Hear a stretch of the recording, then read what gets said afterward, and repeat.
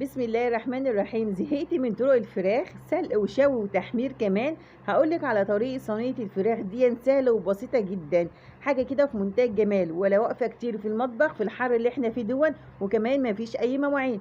انا دودو ودي قناتي، يا ريت تشتركي في القناة وتعملي لايك للفيديو، واي سؤال تحبي تسألي اكتبي لي في التعليقات وان شاء الله هرد عليك. واكتبي لي انت بتتابعيني من اي بلد، عشان دي حاجة بتبسطني وبتفرحني جدا. اول حاجة كده تعالوا نصلي على النبي وزيدي النبي صلاة. هتجيبي هنا الفرخه معانا قطعتها 8 حتت او 4 على حسب ما انت عايزه. هنبدا نغسلها كويس، وبعد كده هننقعها بمحلول النقع. محلول النقع قاهر الزفار اللي انا هقول لك عليه دون، انسي اي محلول نقع انت تشوفيه. هتجيبي في شفشق الخلاط ليمونه بقشرها واحده بس، الفايده كلها بقشر الليمون، نص قرن فلفل اخضر وطماطميه بشويه ميه تضربوهم مع بعض، وتنزلي بيهم على الفراخ وتسيبوهم منقعين. وبعد كده هتحضري الصينيه اللي انت هتعملي فيها الوصفه، يعني من غير مواعين تانية خالص اهي.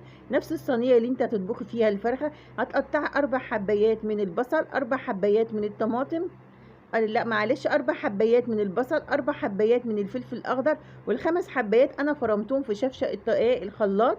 وقطعت فصين من التوم كده بالسكينه، يبقى في الصينيه قطعت البصل، قطعت الفلفل، فصين من التوم، ونزلت ب5 حبايات من الطماطم في قلب الخلاط كانوا مفرومين طبعا.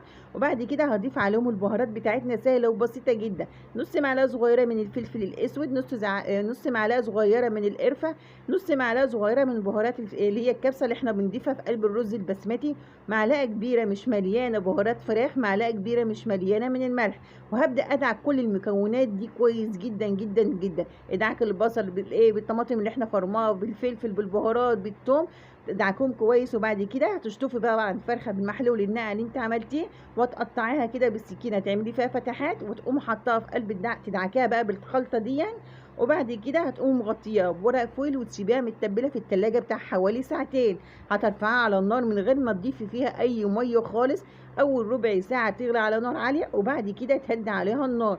هنضيف كمان معلقتين من الزيت بس في قلب الخلطه بتاعتها اللي احنا بندعكها بالبصل والطماطم والفلفل. وبعد كده بعد ما تستوي بقى كده على نار هاديه، بتبداي تدخليها كده الفرن، بتتحمر معاك وبتطلع احلى واجمل صينيه فراخ، وهي دي اللي يتقال عليها صينيه الفراخ بجد.